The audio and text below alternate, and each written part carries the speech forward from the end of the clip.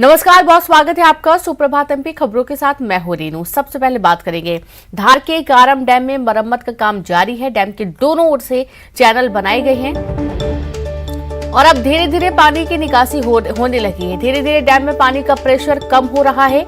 मंत्री तुलसी सिलावट ने हालात का जायजा लिया। प्रशासन के सभी बड़े अफसर मौके पर, एनडीआरएफ और एसडीआरएफ मरम्मत में जुटी। होमगार्ड और राजस्व विभाग की टीम जुटी। राहत और बचाव कार्य में जुटी टीम। बांध की लंबाई 590 मीटर और ऊंचाई 52 मीटर। अभी 15 एमसीएम पानी बांध में भरा हुआ है और एहतियात के तौर पर धार के 12 गांव खाली करा दिए गए हैं। खरगोन जिले के 6 गांवों को खाली किया गया है। सभी लोगों को सुरक्षित जगहों पर पहुंचाया गया। कारम डैम में दरार के बाद हड़कंप मचा था।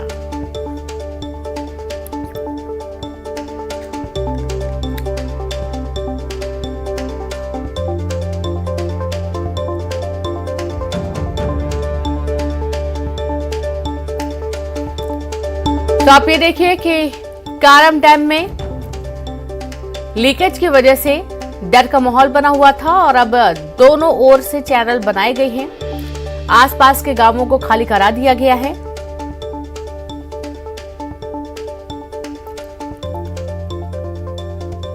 तो वहीं मंत्री तुलसी सिलावट भी लगातार नजर बनाए हुए एनडीआरएफ और एसडीआरएफ की टीम मरम्मत में जुटी हुई है। प्रशासन के सभी बड़े अफसर मौके पर मौजूद हैं। देखो, जो स्लूस वाल वाला है वहाँ से तो पानी निकल रहा है, पर उसकी एक लिमिट होती है। तो यहाँ पे जो डैम है उसके राइट फ्लैंक में एक चैनल बना रहे हैं ताकि जिससे पानी जल्दी निकल सके। उम्मीद है कि अगले 2 घंटे के अंदर पानी निकलना शुरू हो जाएगा। It will be step wise, 1-1 metre और नीचे जाते रहेंगे। So it will be a controlled regulated outflow. कितना पानी है डैम में और कब तक निकलता है? डैम में यूं तो डेड स्टोरेज से को मिला दें तो लगभग 15 एमसीएम पानी है, बट अभी 1-1 मीटर करके दे जाएंगे और स्थिति को देखते रहेंगे। देखिए, पानी तो हम पूरा ही निकालेंगे टिल सब कुछ सेफ ना हो जाए। मतलब हमारी प्रायोरिटी अभी पानी नहीं है, सेफ्टी है। सारे गांव खाली करा दिए हैं, वहाँ हमारी फोर्सेज लगी हुई हैं और सबका रुकने का इंतजाम कर दिया गया है। दोनों ही जगह 12 गाँव इधर, 6 गाँव इधर। तो थिंग्स आर इन कंट्रोल। और ज्यादा जानकारी के साथ संवाददाता अरुण त्रिवेदी लाइव जुड़ गए हैं। अरुण, देखा जा रहा है कि जिस तरीके से लीकेज हुआ उसके बाद तमाम व्यवस्थाएं की जा रही हैं, टीमें मौके पर मौजूद है। अभी क्या अपडेट है? देखिए, अभी ये अपडेट है कि जो खतरा है वो टल गया है। बांध फूटेगा नहीं क्योंकि दोनों तरफ से जो चैनल्स बना दिए गए हैं और देर रात से ही वहां पर से दोनों तरफ से डैम का जो पानी है वो निकलने लगा है। लेकिन जो डैम में अगर बात की जाए पानी की तो 15 एमसीएम पानी है और 5 एमसीएम पानी निकलने में ही 3 दिन लग जाएंगे। तो अभी 5-6 दिन लगेंगे जो पानी इसका निकल पाएगा और तब जाकर इस डैम से जो खतरा है वो कम हो जाएगा और जो मरम्मत का काम है वो भी इसके साथ ही चल रहा है।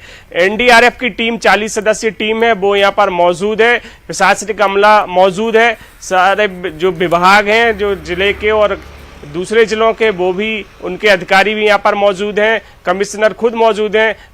जो मंत्री तुलसी सिलावट हैं वो भी देर रात तक यहाँ पर मौजूद थे। तो तमाम प्रयास किए जा रहे हैं कि किसी तरह की कोई अनहोनी ना हो। और हालांकि एहतियातन गांव को खाली जरूर करा लिया गया है, लेकिन गांव में अभी पानी भरने की स्थिति नहीं है क्योंकि जो पानी है वो धीरे धीरे निकल रहा है और माना जा रहा है कि 3 दिन में ये पानी जब निकल जाएगा, 5 एमसीएम पानी जब निकल जाएगा तब स्थिति बिल्कुल नियंत्रण में हो जाएगी। हालांकि इसमें बड़ी गंभीर लापरवाही सामने आ रही है और जो बांध की डिजाइन है उसमें भी खामी बताई जा रही है। इसके साथ ही जो मटेरियल है वो भी सही इसमें यूज नहीं किया गया। उसके साथ ही जो टेक्निकल दिक्कतें हैं वो भी इस डैम के साथ है। हालांकि बड़ी गंभीर लापरवाहियां हैं जो इस जल संसाधन विभाग की सामने आ रही हैं। हालांकि 5 सदस्यीय टीम जल संसाधन मंत्री तुलसी सिलावट ने बना दी है और इसकी जो जांच करेगी, जो भी इसमें दोषी होगा उस पर सरकार सख्त कार्रवाई करेगी। लेकिन फिलहाल की जो स्थिति है वो यही है कि अभी खतरा टल गया है और अभी राहत की सांस प्रशासन ने ली है जब दोनों तरफ से चैनल बनाए गए और दोनों तरफ से पानी अब निकलने लगा है। जी बिल्कुल, बहुत शुक्रिया आपका अरुण। आप लगातार बने रहें, शुक्रिया तमाम जानकारी के लिए। तो पानी निकलने लगा है धीरे धीरे और जो खतरा था वो फिलहाल टल गया, लेकिन उसके बावजूद कई सारे सवाल अब खड़े हो रहे हैं। अगली खबर उज्जैन से है, जहां पर महाकाल परिसर में दुर्व्यवहार का मामला सामने आया। मामले को लेकर बीजेपी संगठन बेहद सख्त नजर आया। अनुशासनहीनता करने वाले भारतीय जनता युवा मोर्चे के नेताओं और कार्यकर्ताओं पर सख्त एक्शन। उज्जैन नगर के जिला अध्यक्ष अमय शर्मा और उज्जैन ग्रामीण के जिलाध्यक्ष नरेंद्र सिंह जलवा को अध्यक्ष पद से हटाया। दो अध्यक्ष समेत 18 पदाधिकारियों और कार्यकर्ताओं को सभी दायित्व से मुक्त किया गया। बीजेपी प्रदेश अध्यक्ष विष्णुदत्त शर्मा ने युवा मोर्चा के प्रदेश अध्यक्ष वैभव पवार को दिए थे कार्रवाई के सख्त निर्देश।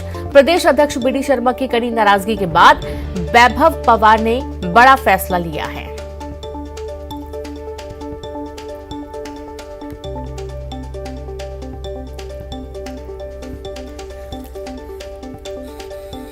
और संवाददाता अरुण त्रिवेदी लगातार जुड़े। अरुण, महाकाल परिसर में दुर्व्यवहार का मामला सामने आया था, देखा गया है कि बीजेपी ने कड़ा एक्शन लिया है।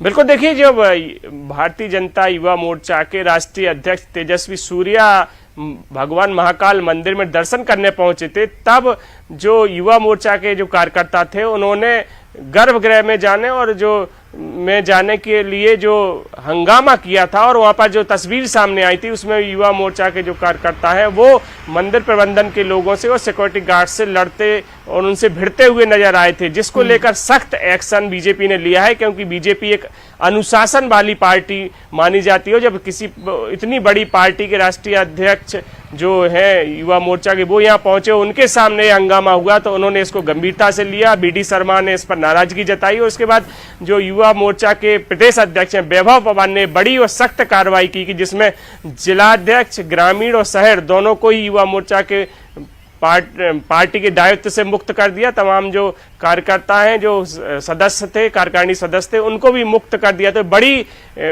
बड़ा और सख्त एक्शन बीजेपी की तरफ से लिया गया है और एक तरह से संदेश दिया गया है कि पार्टी में अनुशासनहीनता बर्दाश्त नहीं की जाएगी। जी बिल्कुल, और साथ ही अरुण जानना चाहेंगे कि आज संभाग की बड़ी खबरें क्या हैं?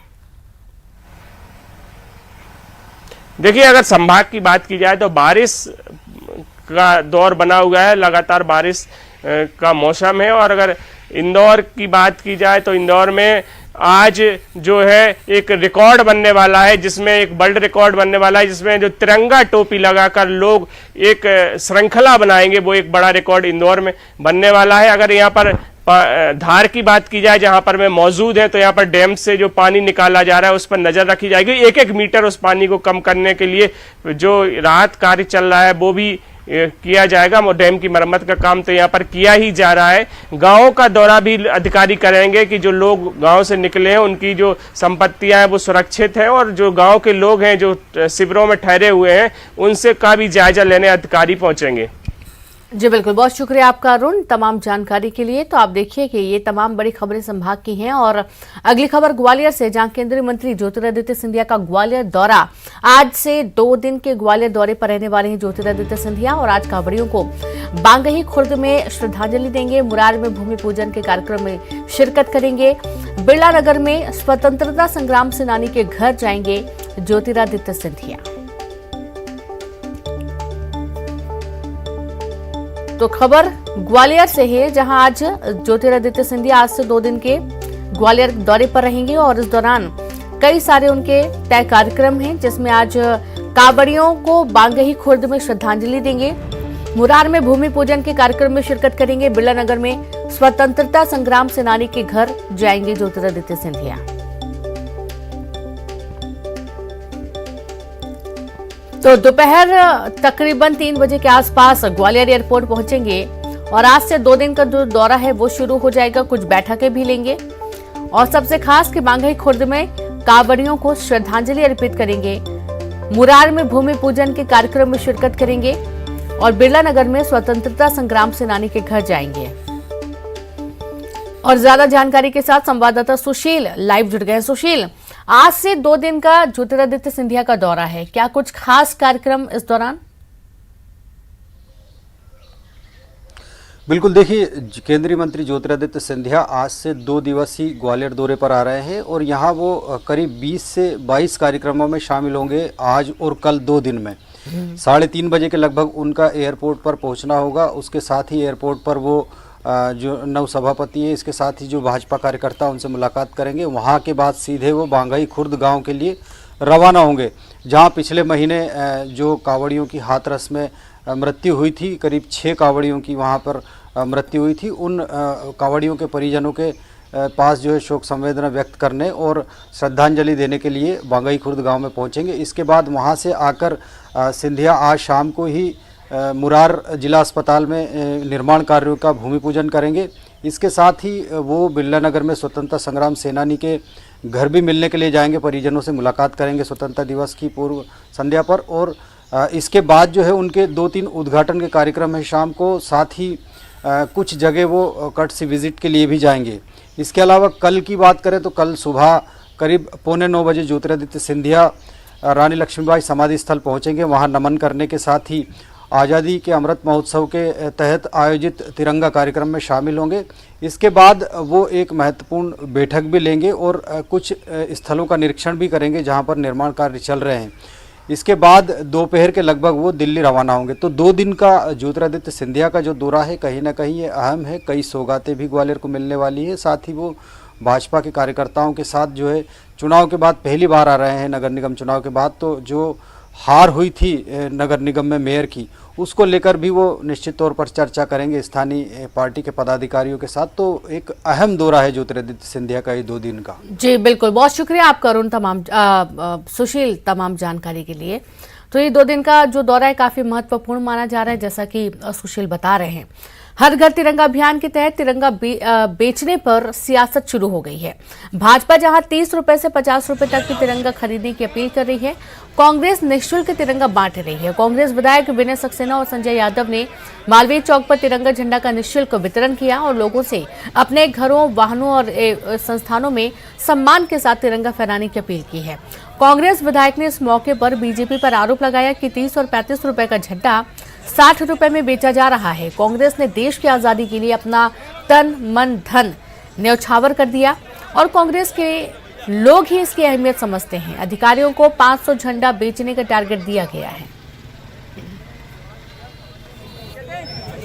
कि जो झंडा 17 रुपए में खरीदा जा रहा है वो 35 में बेचा जा रहा है। जो 35 का झंडा बन के खरीदी हो रही सरकार में, वो 60 रुपए का बेचा जा रहा है। और एक एक अधिकारी को टारगेट दिया गया है। आप पता कर लें शासकीय कर्मचारियों को, उनको धमकी देके झंडे पकड़ाए जा रहे हैं कि 500 झंडे जो हैं आप इसको बेच के आइए। ये किस तरह का है? क्या झंडे का ये अपमान नहीं है?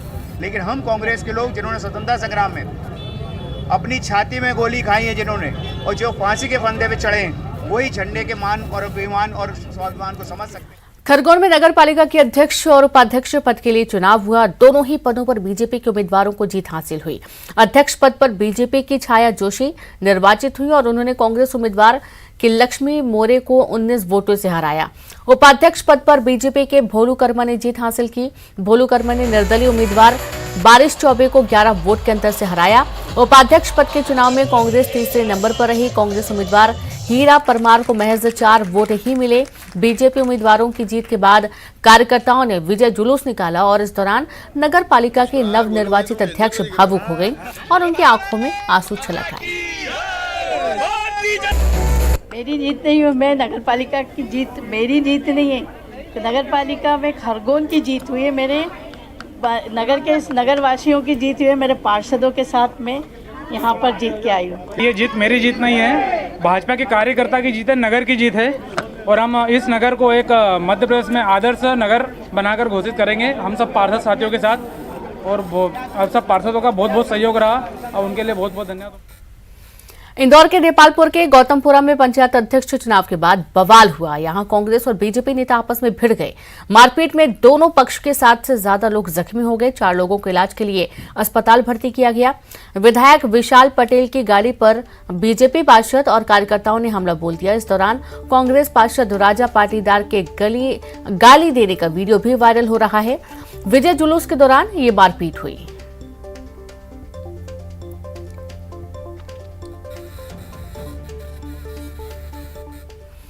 तो वहीं खंडवा में मुहर्रम के जुलूस के दौरान लगे विवादित नारे का वीडियो वायरल होने के बाद यह मामला अभी ठंडा भी नहीं पड़ा था कि हिंदूवादी नेता अशोक पालीवाल को सोशल मीडिया पर जान से मारने की धमकी मिली है। दरअसल अशोक पालीवाल ने ही सोशल मीडिया पर विवादित नारे का वीडियो पोस्ट कर पुलिस से कार्रवाई की मांग की थी, जिसके बाद अशोक पालीवाल को जान से मारने की धमकी मिलनी शुरू हो गई। धमकी से आक्रोशित संगठन से जुड़े कार्यकर्ताओं ने प्रदर्शन किया और कोतवाली थाने का घेराव करते हुए नारेबाजी की। अब अशोक पालीवाल ने इस मामले की शिकायत पुलिस से की है। पुलिस ने अज्ञात लोगों के खिलाफ धारा 153, 506 और 507 के तहत मामला दर्ज कर जांच में जुट गई है। वहीं पुलिस ने विवादित नारे लगाने के मामले में भी मामला दर्ज कर आरोपियों की तलाश में जुट गई है।